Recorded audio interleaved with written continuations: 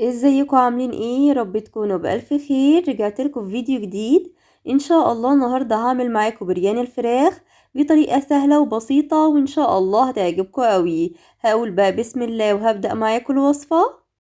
اول حاجه هيكون معايا 4 حبات من الوراك، وانا في الوصفه بتاعت النهارده استخدمت الوراك، بس انتوا ممكن تستخدموا فرخه كامله، وممكن كمان تستخدموا فراخ مخليه سواء صدور او وراك براحتكم. وطريقه البرياني الاصليه ان احنا لازم نشيل الجلد من الفراخ، فانا بقى شلت الجلد من الوراك بتاعتي كده زي ما انتوا شايفين.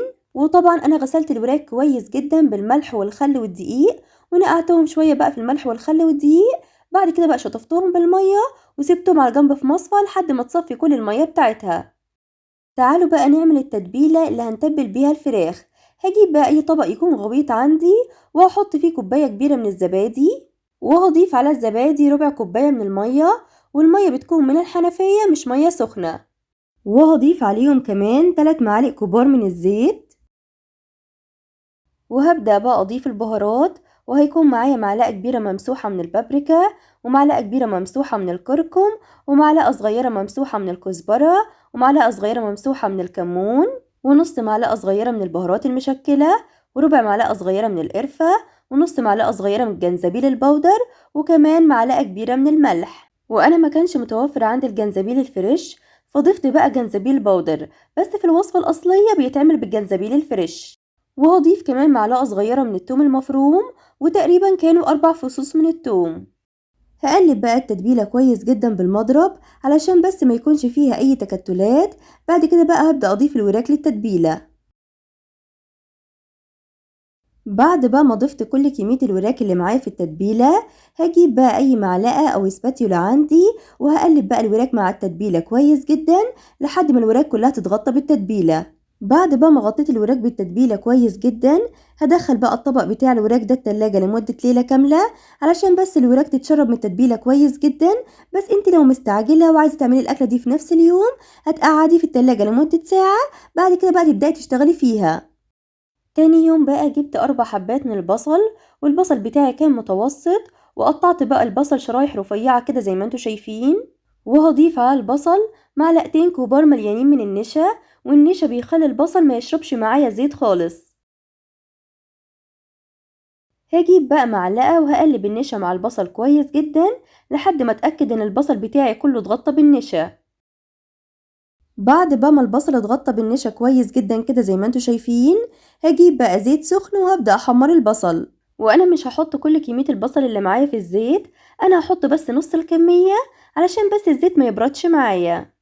هبدأ بقى اوزع البصل في الزيت كده زي ما انتوا شايفين، وهسيب بقى البصل لحد ما يتحمر وياخد لون ذهبي غامق. وخلي بالكوا علشان البصل بيحمر بسرعة جدا، ولو غفلتي عنه ممكن يسود، والبصل لو اسود هيمرر. بعد بقى ما البصل يتحمر معايا واخد لون دهبي جميل جدا، طلعوه بقى على مناديل مطبخ او ورق زبدة براحتكم. بعد بقى ما حمرت اول جزء من البصل، هشيله بقى من الزيت. بعد كده بقى هبدأ احط كمية البصل اللي لسه ما اتحمرتش في الزيت. هسيب بقى بقية البصل لحد ما يتحمر وياخد لون دهبي غامق. بعد بقى ما حمرت كل كمية البصل اللي معايا، وفي نفس الطاسة هسيب بس معلقة من الزيت اللي انا حمرت فيه البصل، وهبدأ بقى اضيف الفراخ مع التتبيلة بتاعتها كده في الزيت. هجيب بقى معلقة وهوزع بس الفراخ كويس كده في الطاسة،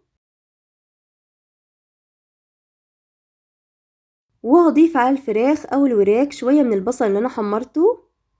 هسيب بقى الوراك على نار متوسطة لحد ما تستوي معايا. وانا مش هضيف للوراك بتاعتي اي مية، انا هسيبها تستوي بالمية اللي هتنزل من الوراك. تعالوا بقى نعمل الرز.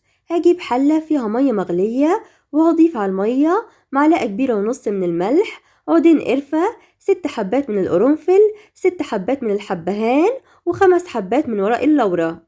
هجيب بقى معلقة علشان ادوب الملح في المية. بعد كده بقى هسيب المية بتاعتي تغلي تاني. بعد كده هبدأ أضيف الرز. وفي الوصفة دي أنا هستخدم الرز البسمتي أو الرز الحبة الطويلة، أيا كان بتقولوا إيه عنه. هستخدم منه 2.5 كوباية، وأنا طبعا غسلت الرز كويس جدا. هضيف بقى الرز على المية. هجيب بقى معلقة وهقلب بس الرز تقلبتين كده، ومش هقلب الرز كتير علشان ما يتكسرش معايا. وهسيب بقى الرز لحد ما يستوي نص سوا، وانتوا هتستغربوا الوصفة دي شوية، بس البرياني بيتعمل كده. بعد بقى ما الرز استوى معايا كده زي ما انتوا شايفين، هجيب بقى مصفى وهبدأ اشيل الرز. ولما اجي اشيل الرز بالمصفى لازم اصفي الرز كويس جدا، يعني ما يكونش فيه اي نقطة مية، ولازم الرز ما يكونش فيه اي نقطة مية، علشان لو حطيت الرز في الطبق وفيه مية مع سخونية الرز ممكن الرز يعجن معايا. هشيل بقى كل كمية الرز مع البهارات كده بالمصفى. طيب والناس اللي هتسأل ليه بقى ما سبتيش الرز يكمل سوا؟ علشان انا عايزة الرز بتاعي يكمل سوا مع الفراخ، هي طريقة البرياني كده يا جماعة. وفي وصفة البرياني الأصلية بعد ما الفراخ تستوي بيضيفوا عليها بطاطساية متقطعة مكعبات سميكة، بس أنا الصراحة مش بفضلها، بس انتوا لو حابين ممكن تضيفوها. بعد بقى ما الوراك استوت معايا هضيف بقى عليها الرز علشان الرز يكمل سوا مع الفراخ. هغطي بقى كل الفراخ بالرز كده زي ما انتوا شايفين. بعد بقى ما غطيت الفراخ او الوراك بتاعتي بالرز كده زي ما انتوا شايفين، هضيف بقى عليها شوية من البصل اللي انا حمرته، وهضيف كمان شوية من الكزبرة الخضراء وشوية من النعناع. وفي الكزبرة او النعناع انا باخد الورق بس مش باخد العيدان بتاعتهم. بعد كده بقى هضيف طبقة تانية من الرز.